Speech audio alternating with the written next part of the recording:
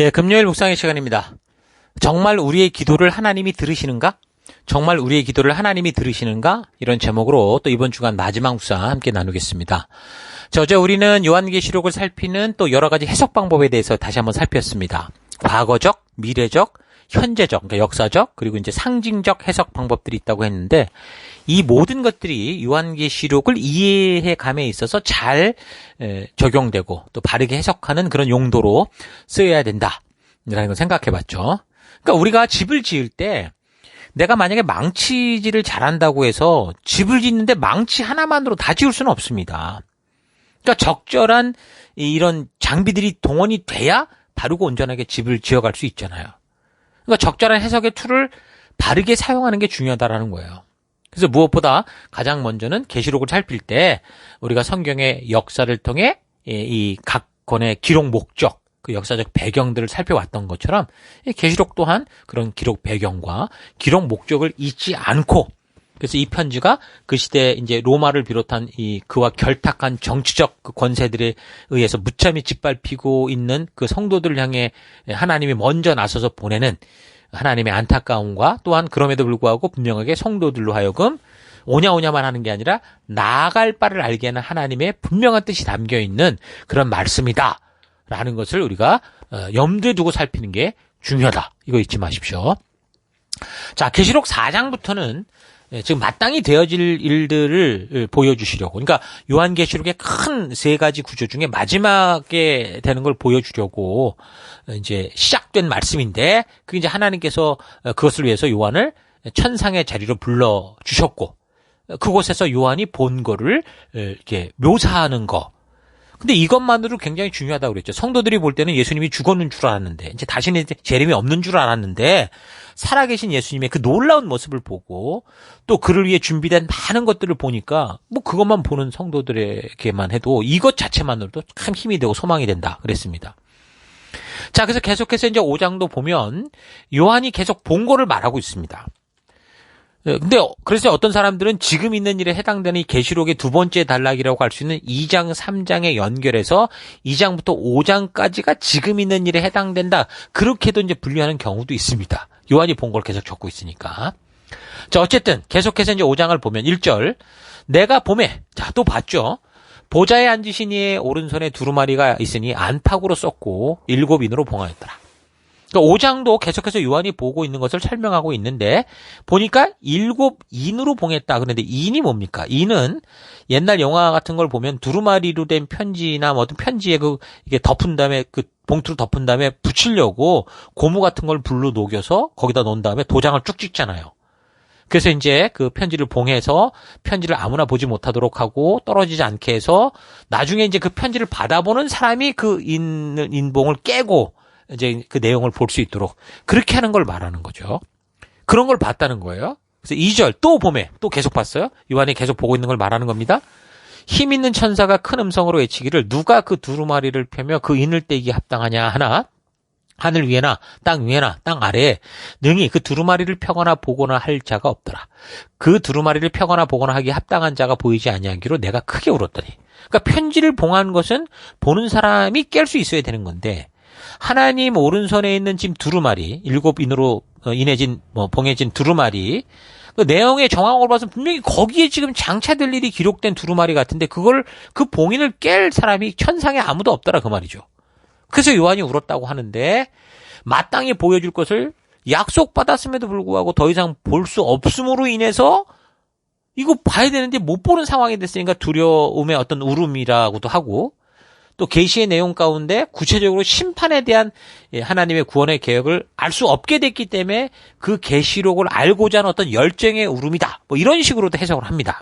어쨌든 지금 그 박해 속에 고통당하고 있는 성도들을 생각하며 안타까워하는 요한의 상태로 봐서 이 고통 중에 있는 백성들에게 이 하나님의 뜻을 전하며 알려줘야 될 이 두루마리 속의 내용들, 미래에 대한 소망과 격려인지 그것이 어떤 내용이든 이 백성들이 고통 속에 살아가는 오늘을 이길 수 있는 그 내일의 소망을 전할 수 없는가?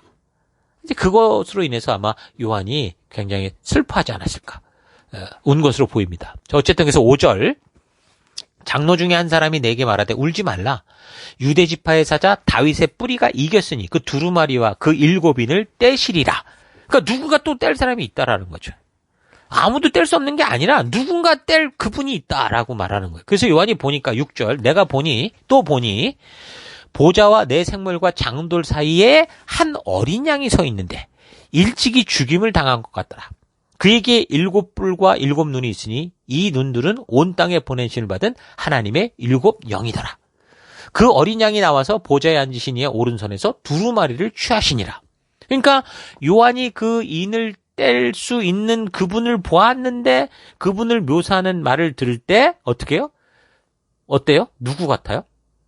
당연히 예수를 그리스도 믿고 또 그가 우리를 위해 하신 일이 무엇인지를 알고 약속을 아는 자들은 금방 알 수 있는 그 표현만 봐도 알 수 있는 그런 분이었죠. 누구십니까? 바로 우리 예수님이시죠. 유대 지파의 사자, 다윗의 뿌리, 죽임당한 어린 양. 그 바로 예수님 아니십니까? 보게 된 거예요. 그래서 그분이 8절 이제 그 두루마리를 그 7절에서 취하셨고 8절 어린 양이 그 두루마리를 손에 드시자 내 생물과 24장로가 어린 양 앞에 엎드렸습니다. 그들은 각각 손에 검은 거와 향이 가득 담긴 금향료를 들고 있었습니다. 이 향은 하나님의 백성들이 드리는 기도를 뜻합니다. 그러니까 성도들이 그 두렵고 억울한 그런 상황에서 간절히 하나님께 기도하고 간구하고 있음에도 불구하고 기도의 응답이 되어지지 않고 뭐 전혀 하나님이 듣지 않는다고 생각을 할 정도였는데 그 시대의 성도들이 그랬는데 지금 이 5장 8절, 7절 뭐 이런 구절을 보면 어때요? 뭘 생각할 수 있겠습니까? 비록 우리의 기도가 내가 기대하는 것처럼 당장 뭐가 뭐 그렇게 이루어지고 성취되는 건 아니라고 하더라도 뭐 로마가 망하고 북한이 무너지고 동성애를 주장하는 자들이 세력이 다 무너지고 이런 건 아니지만 그러나 우리가 지금 드리고 있는 이 기도가 어떻게 하는 거예요? 하나도 땅에 떨어지지 않고 다 하나님께 들려지더라. 하나님이 보고 계시더라. 이걸 확신하게 되는 거죠. 여러분들도 여러분의 드리는 기도가 당장 눈앞에 우리가 원하는 시, 원하는 때, 원하는 방법으로 이루어지지 않는다고 하더라도 여러분 우리의 기도를 멈추지 마십시오. 또 우리도 우리의 드리는 간절한 기도가 우리가 원하는 때는 우리가 원하는 방법으로 이루어지지는 않지만 그러나 하나님의 때에 하나님이 원하시는 방법으로 반드시 이것은 이루어질 수 있다. 이루어지게 될 것이다. 하나님의 때를 그래서 우리가 구하고 하나님의 뜻을 구하는 그렇게 기도에 힘쓰는 여러분과 제가 됐으면 좋겠습니다. 자, 지금 해석이 필요한 부분은 계시록 자체가 어떻게 해요? 계속 해석해 가면서 설명하고 있습니다. 그래서 계시록을 읽어가면서 불필요한 해석보다는 그냥 읽으면서 이해되는 것은 그대로 받아들이고 읽어가면서 문맥 전체를 잘 이해해가는 거. 이게 굉장히 중요하다고 그랬습니다. 자, 그래서 9절. 그들이 새 노래를 불러 이르되 두루마리를 가지시고 그 인봉을 떼기에 합당하시도다. 일찍이 죽임을 당하사 각 족속과 방언과 백성과 나라 가운데에서 사람들을 피로 사서 하나님께 드리시고 그들로 우리 하나님 앞에서 나라와 제사장을 삼으셨으니 그들이 땅에서 왕노릇 하리로라 하더라. 그러니까 하늘에 있는 모든 존재들은 지금 이 예수님을 주목하고 있는 거죠. 예수님께서 그 인을 떼시기에 합당한 분이라는 걸 알고 있었기 때문에 그 예수님께서 두루마리를 가지고 행하시려고 할 때 그 행하심이 합당합니다. 이렇게 외치는 그런 모습을 요한이 보고 설명을 하고 있는 겁니다. 11절 또 봐요. 내가 또 보고 들으매 보좌와 생물과 장로들을 둘러선 많은 천사의 음성을 들으니 그 수가 만만이요 천천이라. 그러니까 천사들의 수가 만만이라는 것은 만 곱하기 만. 그럼 억이고 천천이면 천 곱하기 천 100만이니까 딱 1억 100만이 있더라. 그걸 말하는 게 아니죠. 그냥 아주 그냥 많은 무리의 천사가 있다는 걸 말하는 겁니다. 그러니까 성경에 나오는 숫자의 경우 많은 경우 보면 상징적인 것을 말하는 거다라는 사실을 잊지 말고 여러분 숫자를 살펴가야 됩니다.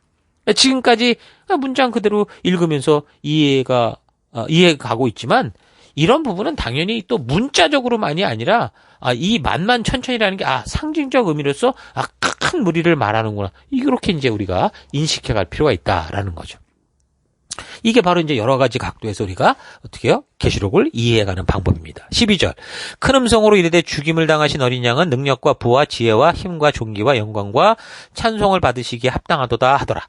내가 또 들으니 하늘 위에와 땅 아래와 바다 위에와 또 그 가운데 모든 피조물이 이르되 보좌에 앉으신 이와 어린 양에게 찬송과 존귀와 영광과 권능을 세세토록 돌릴지어다 하니 내 생물이 이르되 아멘 하고 장로들은 엎드려 경배하더라. 자, 여기까지가 이제 5장인데 이 5장에서도 지금 뭐가 보여집니까? 요한은 계속해서 그가 하늘로 불려 올라간 곳에서 본 것, 또 들은 것들을 전해주고 있는 거죠. 그가 본 거는 뭐예요? 장차 마땅히 될 일이 기록된 두루마리 7개 인으로 봉인된 것을 봤는데 근데 그걸 뗄 자가 없다고 막 그러는 걸 들었고 그러나 아무도 못하는 게 아니라 결국 그것을 뗄 오직 한 분이 계시더라. 그게 바로 일찍 죽임을 당하셨던 어린 양, 바로 예수 그리스도가 이 7인으로 봉한 두루마리를 뗄 수 있는 그런 권사가 있는 것을 보고 전하는 겁니다. 그래서 그 두루마리를 떼면 어떻게 되는 거예요? 이제부터 이제 진짜 장차 될 일에 대한 얘기가 나오겠죠. 그러니까 아직도 요한이 그가 불려 올라간 그 천상에서 자기가 먼저 봤던 것들에 대해서 설명을 하고 있는 거고. 그래서 이제 다음 6장부터는 요한이 보았던 두루마리에 봉인된 7인이 하나씩 떼어지는 얘기가 나오는 거고. 그래서 6장부터는 진짜 이제 장차 될 일에 대해서 말씀이 시작이 되는 겁니다. 자, 이번 주는 이제 여기까지 살폈는데요. 이제 정리를 하면 살펴본 이제 4장, 5장은 요한이 하늘로 불려 올라가서 보게 된 것을 적고 있는 거다. 그래서 이 부분은 그냥 성경을 그대로 읽어가면서 이해해가면 충분히 알 수 있는 내용이다. 그래서 뭔가 자꾸 상징적인 의미를 다 꽤 맞추려고 하기보다 그냥 읽어가면서 전체 흐름을 파악하는 이런 자세가 중요하다라는 거 잊지 마시고, 자, 그렇게 읽어보면 장차될 일들이 나오는 게 아니라 요한이 그가 불려왔던 것을 보았던 것에 대해서 설명하고 있는 것이니까. 근데 이제 이 장면을 우리가 이렇게만 봐도 알겠는데 이걸 가지고 휴거라고 막 주장하는 그런 세력, 누구라고 그랬습니까? 세대주의적 안목.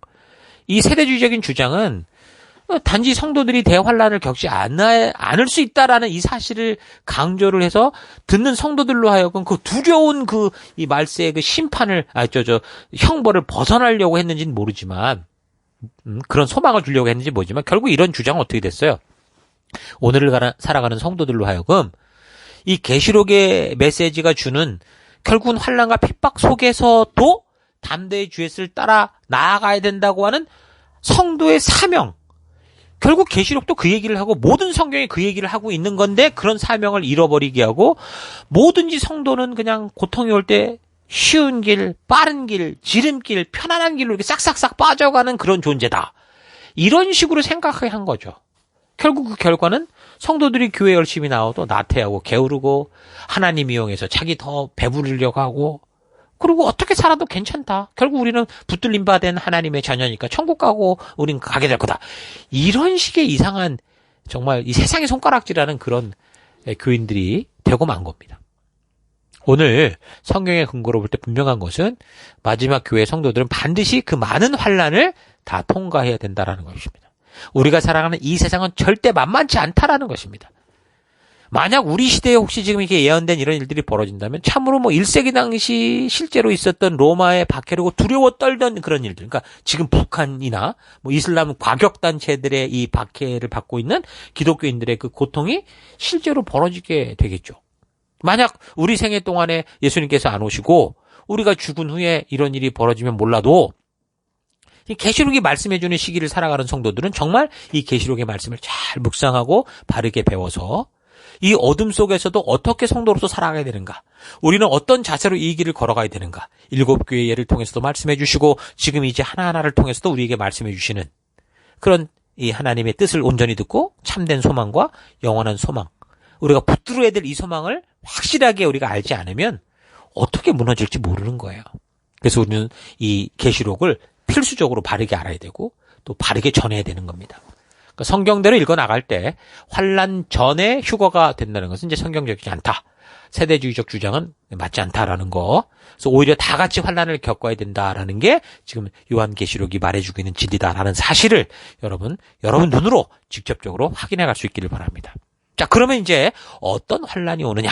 근 6장부터 보면 이제 7인이 하나씩 떼어지면서 그게 나오는데 다음 주에 우리 계속해서 묵상해 가도록 하십시다. 자, 오늘 하루 나는 이 세상의 추악함을 보면서 하나님께 간절히 기도하고 주의 뜻을 따라 걷는 길에서 하나님은 나의 상황을 이해하지 못하고 무응답이다라고 생각을 하고 그렇게 살고 있는지, 아니면 비록 내가 기대하고 소망하는 대로 기도가 응답되지 않고 또 하나님의 뜻을 따라 살아가고자 할 때 더 많은 야유가 오고 핍박과 조롱이 있다고 해도 그 말씀의 가치를 따르는 길을 걷고 있는지 좀 차분히 좀 되돌아봤으면 좋겠습니다. 오늘 우리가 살아가는 세상이 과거 로마 황제 그 정부의 박해와 같이 그런 협박이 없어 보이는 듯 하지만, 사실 우리는 우리가 살아가는 삶의 곳곳에서 내가 예수 그리스도를 믿는 자로 하늘의 백성답게 살아가는 것을 자꾸 감추고 부인하게 만드는 그런 일들이 굉장히 비일비재합니다. 친구들 사회 속에서도, 직장 속에서도, 사업처 속에서도, 심지어 우리 아이들이 학교에 갔을 때도 우리는 우리가 하나님의 자녀로서 하나님의 뜻을 따라 살아가는 하나님 나라 백성이다라는 것을 담대히 말하기가 두려울 만큼 이 세상은 믿음을 조롱하고 또 하나님의 존재를 무시하는 그런 일들이 너무도 많습니다. 여러분, 그러나 하나님께서는 살아계시고 오늘 우리가 4장 5장을 통해 봤던 것처럼 우리의 기도와 간구와 우리의 눈물 하나하나를 다 기억하시는 분이다라는 거 우리 잊지 마십시다.